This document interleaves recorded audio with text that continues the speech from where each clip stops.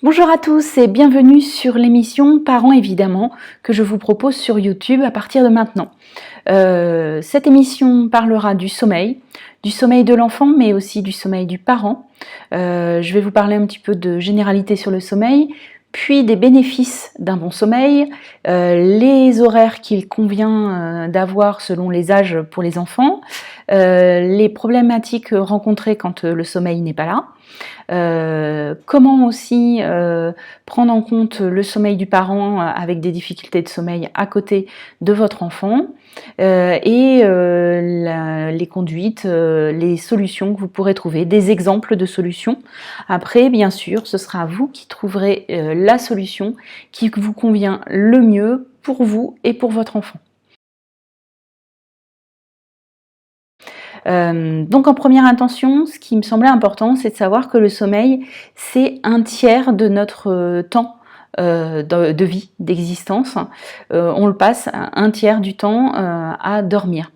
Donc c'est quelque chose dont on doit prendre soin dès le départ. Parce que si on ne prend pas soin de notre sommeil, eh ben, ça va avoir des incidences sur notre organisme et sur la façon dont on va pouvoir être en relation avec les autres. Les cycles de sommeil vont pouvoir se répéter plusieurs fois pendant la nuit, 4 à 6 fois. Ces cycles vont être de 90 à 110 minutes et vont être représentés par 4 étapes. Nous allons avoir la première étape qui va être l'étape d'endormissement. L'endormissement donc qui peut durer quelques minutes jusqu'à 15-20 minutes si on est entre deux cycles. Nous allons avoir après le sommeil lent léger, qui est un sommeil de relaxation. On se sent relaxé, mais on n'est pas encore totalement endormi. Nous aurons à la suite de ce sommeil lent léger, le sommeil lent profond. Là, nous serons vraiment dans un moment, une étape de récupération par rapport à son sommeil. Et pour finir, nous finissons toujours nos cycles par un sommeil paradoxal. C'est le moment des rêves. Voilà. Entre les deux cycles, à chaque cycle qui se suive, il y aura quelques minutes où on aura un micro-réveil. Ça, c'est tout à fait normal. Voilà.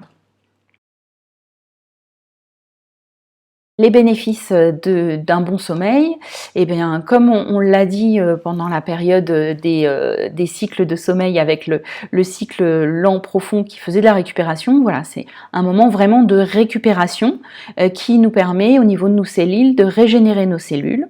Grâce à ça, on va booster notre système immunitaire en ralentissant notre cœur, en permettant aux déchets des cellules nerveuses de se nettoyer. Voilà. On va aussi diminuer le mauvais stress. Quand on dort, normalement, avec la relaxation, on arrive à avoir moins d'effet du stress sur du long cours. Et ça va stimuler et consolider les apprentissages.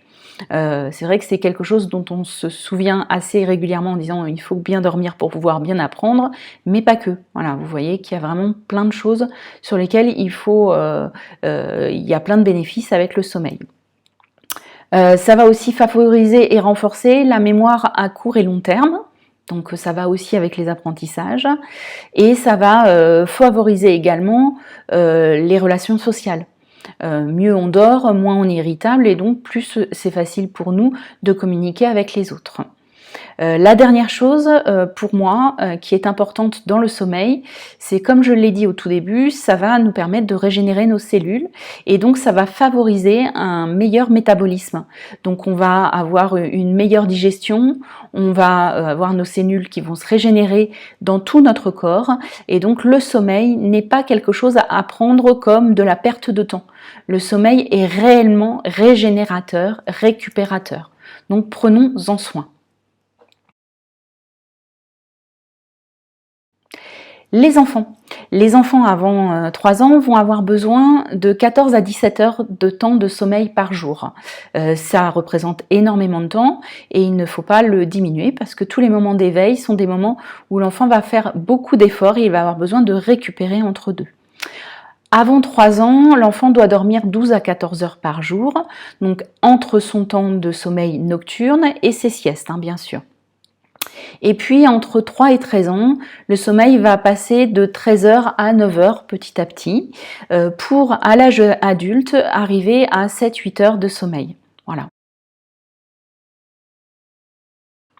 Un enfant qui ne dort pas suffisamment, on va le découvrir très rapidement. Déjà, il va se réveiller le matin et il va être très fatigué. Voilà, vous allez sentir qu'il ne veut pas se lever, qu'il se frotte les yeux, que c'est difficile le réveil. Ça, c'est vraiment un signe qu'il n'a pas assez dormi. Et vous pouvez un petit peu augmenter le temps de sommeil. Ce sera important pour lui. Alors des fois, ça met du temps de décaler le temps de sommeil avec un temps d'endormissement plus tôt, que le temps qui était d'avant, mais ça se fait très facilement sur 15 jours. On peut réguler des sommeils de cette manière-là. Un enfant qui manque de sommeil aussi, il va avoir du mal à se concentrer. Il est maladroit, voilà, il va moins bien apprendre. Il va être irritable également. Il va s'énerver facilement, il va pleurer facilement. Il va être plus impulsif. Il va faire des colères plus facilement ou il va pas réussir à récupérer aussi rapidement de ses colères. On peut aussi voir chez les enfants une hyperactivité. On les sent très nerveux. On a l'impression qu'ils ont plein d'énergie. Mais en fait, souvent, ce trop plein d'énergie, comme je viens de le dire, c'est du trop. C'est parce que cette excitation, cette hyperactivité va l'empêcher de s'endormir. La dernière chose, un enfant qui dort pas assez, il va tomber plus facilement malade. Donc comme vous voyez, il y a vraiment une cause à effet entre les bénéfices que je vous ai montré tout à l'heure et puis là, en fait, tout ce que vous allez pouvoir remarquer chez l'enfant quand il dort mal. À savoir, si un parent dort mal, vous pouvez reprendre toutes les lignes que je viens de donner et souvent, vous allez vous y retrouver également. C'est-à-dire que vous allez être dans l'hyperactivité pour pas vous endormir, vous allez être irritable, très facilement susceptible, vous allez manquer de concentration, vous allez vous sentir fatigué quand vous vous réveillez le matin et vous allez attraper plus facilement des maladies. Voilà. C'est la même chose pour l'enfant et pour l'adulte, même si je vous l'ai présenté plus pour l'enfant. Ça va être la difficulté d'endormissement, des réveils fréquents pendant la nuit et les terreurs nocturnes. Sachant que les terreurs nocturnes n'arrivent qu'à partir de 2 ans, avec en fait une difficulté pour l'enfant à gérer ses émotions, à les avoir mis en œuvre pendant la journée. Il les a un peu gardées en lui et ça va ressortir pendant la nuit. Donc il fera des terreurs nocturnes par rapport en fait à une difficulté de gestion de ses émotions. Il faut vraiment le prendre en compte et vraiment essayer au maximum avec les enfants de leur faire comprendre leurs émotions pour permettre que le sommeil soit de meilleure qualité également. Les solutions pour les enfants quand ils dorment mal, dans les choses qui sont importantes, la routine. La routine pour un enfant, c'est un rituel, c'est un rythme et ça sécurise. L'enfant à cet âge-là, il a besoin de beaucoup de sécurité affective et c'est vrai que de pouvoir dormir tout le temps à la même heure avec un rituel assez identique avant va l'aider à avoir un sommeil de qualité. Voilà, donc ça c'est ne vous mettez pas quand même la pression. Si quelquefois vous le couchez un peu plus tard, il n'y a pas de souci, mais de manière générale, il faut une certaine régularité dans l'heure de coucher, dans l'heure du réveil, pour permettre à l'enfant d'avoir un rythme. Voilà. Le rituel, lui, va être là pour donner au cerveau l'indication que c'est le moment d'aller se coucher. C'est-à-dire que le rituel, qui peut être, on fait un moment de câlin, on lit une histoire, où on chante une petite chanson douce, on prend un temps où on écoute une musique douce. Voilà, toutes ces choses-là peuvent être des rituels et ils doivent être identiques à chaque fois, c'est-à-dire qu'on ne change pas de rituel. Il n'y a toujours que une chanson ou un seul livre. Si vous prenez 2 livres, ce sera toujours 2 livres, sinon le rituel est cassé, donc l'enfant ne comprend pas pourquoi d'un seul coup c'est plus 2 livres alors que vous avez fait 2 livres jusque-là. L'important est vraiment d'être dans un rythme identique. Voilà. À chaque fois qu'on fait un rituel aussi, ce qui est important, c'est de prévenir l'enfant de l'étape qu'il va y avoir après. Donc, je sais pas, c'est la fin du repas, bah vous dites c'est la fin du repas, on va se faire un câlin parce que je te sens fatiguée, donc on va se prendre ce petit moment de câlin avant que tu ailles te coucher. Voilà, donc l'enfant vous fait le câlin. À la suite de ça, vous lui dites bah maintenant on va lire une petite histoire ou on va lire deux histoires et après on va lire deux histoires. Voilà, donc vous dites pas après on va aller se coucher. Si vous faites deux histoires comme j'ai voulu le faire là et vous dire qu'après il va aller se coucher, bah juste l'enfant il entend on va aller se coucher. Donc si vous faites autre chose, bah, il se dit qu'il a encore du temps derrière.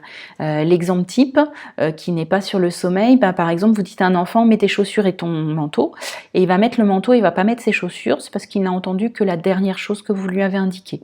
Donc important d'aller étape par étape.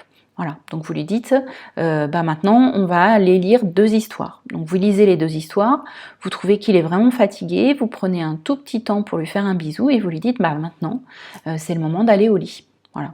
Et à ce moment-là, vous le couchez, vous le sécurisez en lui disant, tu t'inquiètes pas, papa et maman sont pas loin, ou tonton et tata sont pas loin, bah voilà, selon ce que vous êtes pour l'enfant.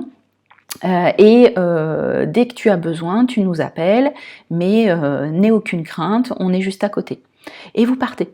Voilà, c'est pas la peine de mettre de la rallonge. Plus vous mettrez de la rallonge, plus l'enfant mettra du temps à s'endormir. Si vraiment les pleurs sont importants, venir le resécuriser parce que un enfant, ce n'est pas normal s'il pleure pendant 1 heure. Ça veut dire qu'il n'est pas en sécurité et donc il faut trouver la solution qui permet de récupérer cette sécurité affective. Voilà. Quelquefois, bah, ça peut être le doudou ou la tétine qui va apporter cette sécurité affective, une petite lumière, la porte qui reste ouverte, ou sur le temps d'endormissement, l'enfant doit sentir que vous n'êtes pas loin, donc vous dites bah, je suis juste derrière le couloir et donc vous écoutez un petit peu les mots, vous regardez un petit peu, ou vous prenez un livre et vous vous mettez juste derrière la porte.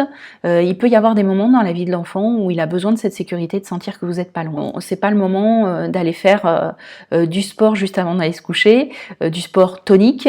Là, vous allez le remettre en base adrénaline et il va pas bien dormir derrière.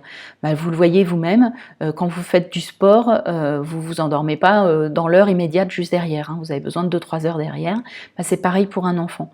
Donc c'est plutôt temps calme, câlin, livre, écouter une musique douce. Bah voilà, c'est ces choses-là qui vont permettre de pouvoir s'endormir plus facilement pour l'enfant.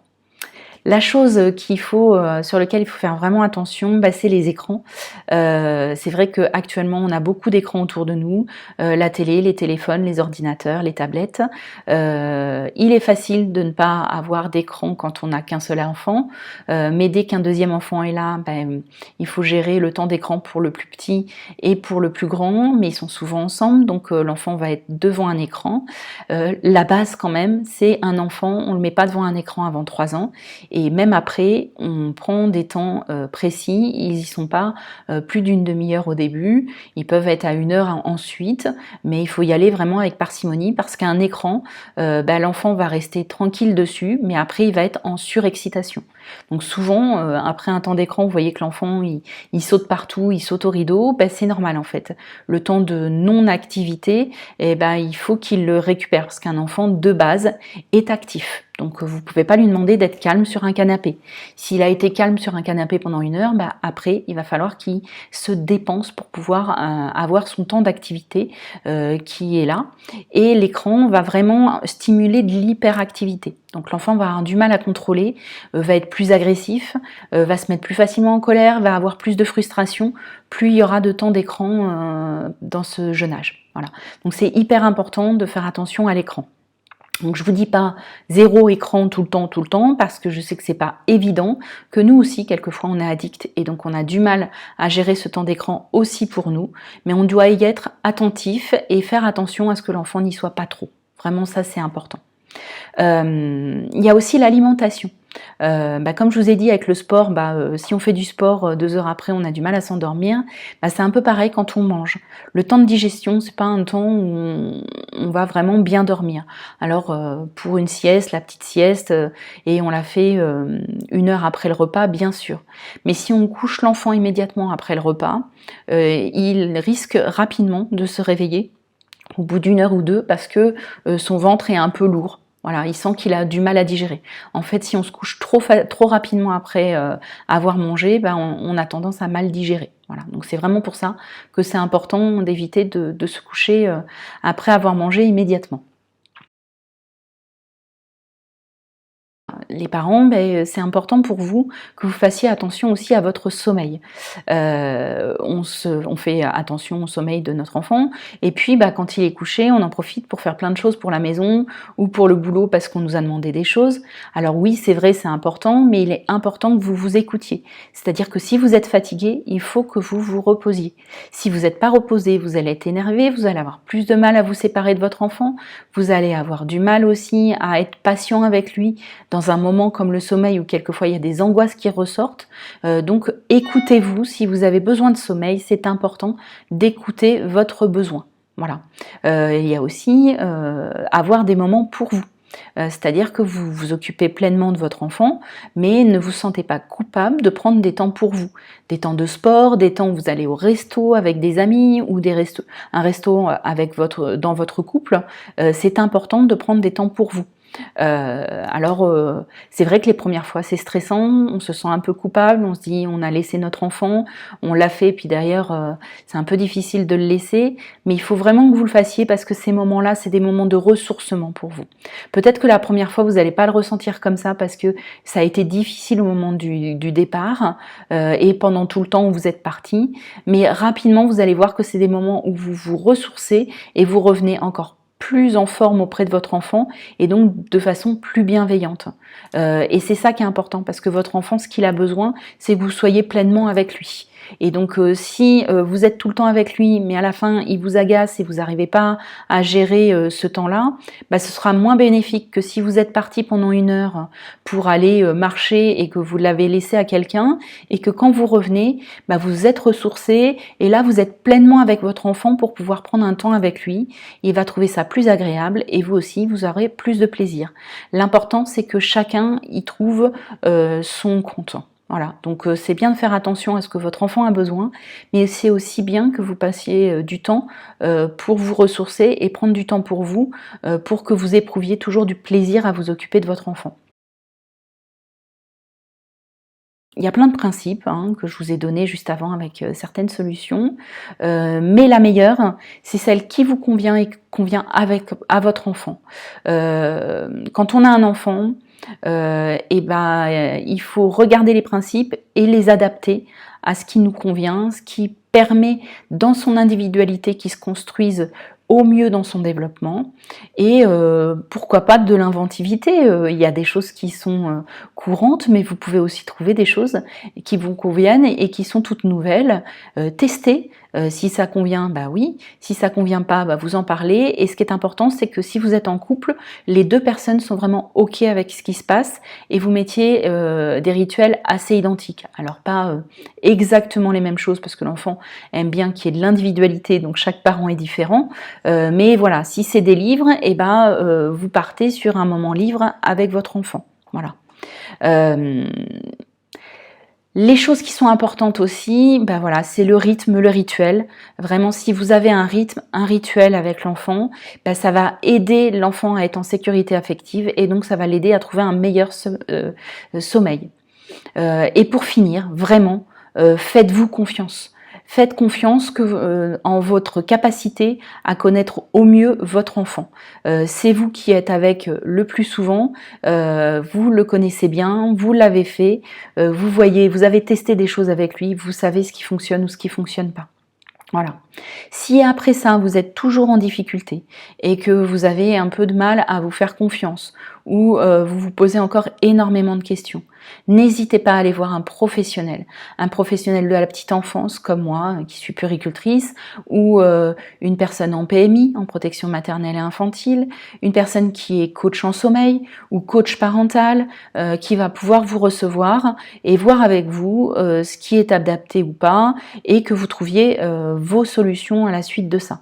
Donc vraiment, n'ayez crainte et allez voir un professionnel si vous n'arrivez pas à trouver la solution seul. Mais vraiment, faites-vous confiance. Vous êtes les personnes qui connaissez le mieux votre enfant. Merci, au revoir.